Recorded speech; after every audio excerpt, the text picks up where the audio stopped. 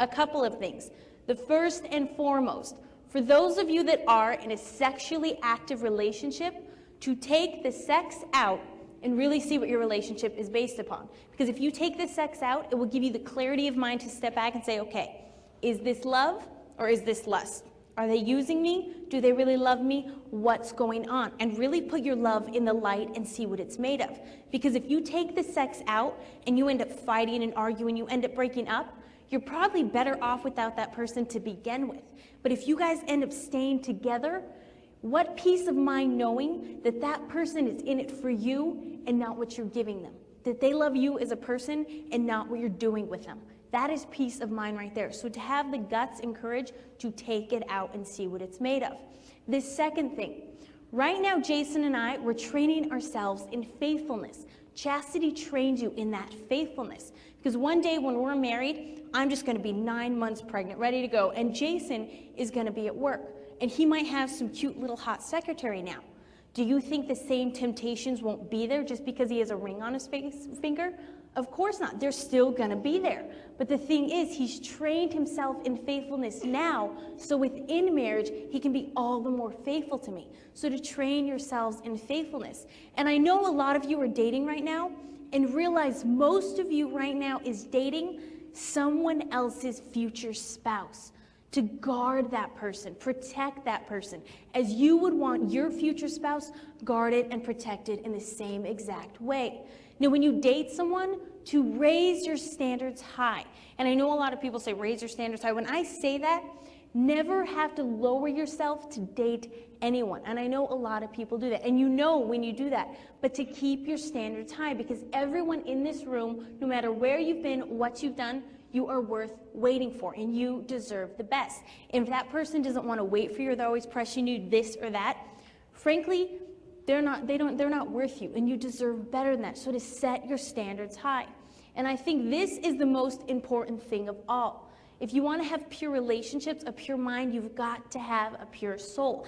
That is the key to it, to go to confession. Go to confession at least once a month. Jason and I, we go every 2 weeks. And I really think it was the power of confession that healed me of all of my sexual sins, and I was able to stay away from that lifestyle because there's such power in that. And I see confession as this.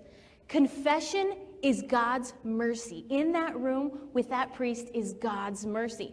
And if you turn your back on confession, you run from confession, it's like you're running and turning your back on God's mercy. So to go and get that clean slate. And I tried everything under the sun to stop living that lifestyle. I was miserable, I hated myself, and nothing stopped me. I tried everything. But the second I did this with God, that's when my life did a 180, and I haven't fallen since then. So if you truly want to live out abstinence, chastity, living a life of purity, you've got to do it with God, or frankly, you won't do this at all, and you'll fall on your face just like I did. So give your lives to God, and He will bless you abundantly for that. Now, where do you go from here? Congrats. So, now, here at this high school, this guy was talking at a high school, and it was hilarious. He calls the guys up. He said, guys, he goes, raise your hands if you guys want to marry a virgin. And all the players and all the jocks were, yeah, I want to marry a virgin, yeah, yeah. So all the guys had their hands up. And he's like, okay. He said, keep your hands up. And everyone's like, yeah, yeah. And he goes, ladies, I want you to look at the guys. And the guy's like, uh-oh. And they said, oh, girls, look at the guys. And next time any of those guys pressures you to do anything sexually, I want you to remind them how important purity is to them. And the guys were like, oh. And he's like, no, keep your hands up, to realize that purity is attractive. And you might be thinking, Jason, look, I'm not a virgin anymore. But ask yourself, am I just a date, or am I a soulmate? Am I just a for now girl, or am I a forever girl? It's never too late. I know a girl who got abducted in Texas. A guy did disgusting things to her. When he was done with her, he threw her in a latrine in Southern California. Construction worker came, looked in the latrine, the girl's up to her neck, shivering in the human waste.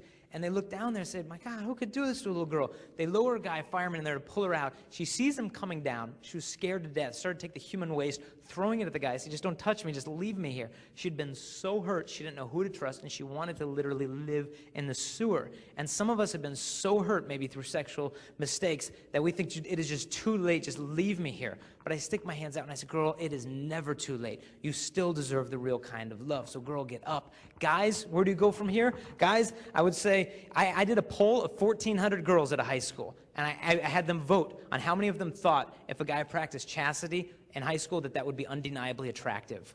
1,400 of the 1,400 girls said, yes, it is undeniably attractive. It's tough. We were at this high school. They had the best high school basketball team in the country. And after the talk, the center of the basketball team comes up to me. He's like 6'10". And he walks up to me and he's like, can we talk in the back? And I'm like, yes, sir, yes. And I went back somewhere. I said, what's going on? And he goes, honestly, man, he goes, I've been with so many girls. He goes, I've done so much stuff. And he goes, I knew every time I was killing her, but she wanted it. I wanted it. Half the time you're drunk, so you can just blame it on the beer. But he goes, dude, how do you start over when you've been where I've been? He goes, I want to learn faithfulness before I meet my wife. I don't want to give her all my memories, diseases, baggage. He goes, I want to give her a clean heart. How do you get that when you've been where I've been? And I said, dude, you've already started. You have that will to love her. That's where purity starts, in your heart, not from your body. I said, it's hard, but I said, you ever watch a wrestling match in high school? And if you're wrestling, and if you get the back of your opponent's head, you can direct his body wherever you want it to go. And I said, it's the same with purity. If you can get control of the way you think about girls, you'll change the way you talk about them. You'll change the way you treat them. And he goes like, dude, he's like, man, that makes sense, but man, he goes, dude, it's so hard in the passion of the moment just to stop. And I said, dude, you know from sports, your body will do what you tell it to. I said, imagine you're married and with your wife in bed at the most pleasurable, exciting moment of your entire life, and the house caught on fire. What would you say? Would you be like, oh no, it's too powerful. I can't say no to sex. We're gonna die. No, you'd get your Snow White butt out of bed, save the kids, get on the front lawn, because your body will do what you tell it to. So don't wait for the girl to stop. But the greater feeling of responsibility you have for her, the more real love there is. And I will grant you, this lifestyle is hard. But realize that purity is a gift from Jesus. We have to ask him of it, and he'll give it to us. And so realize to come to confession. Secondly, to come to the Eucharist, which is the fountain of purity. We go to Mass every day of the week because the purity that you get from the Eucharist doesn't take away your hormones, but it gives you love. So become intensely Eucharistic. Thirdly, and this is huge, devotion to Our Lady. This thing is the rosary, okay? Our Lady can hook us up. I mean, as a guy, you look at the pornography, it takes like 20 seconds to look at it, then it takes like 20 years to forget what you saw. And for me, it was devotion to Our Lady that cleansed that stuff out of my head so I could properly look at a girl.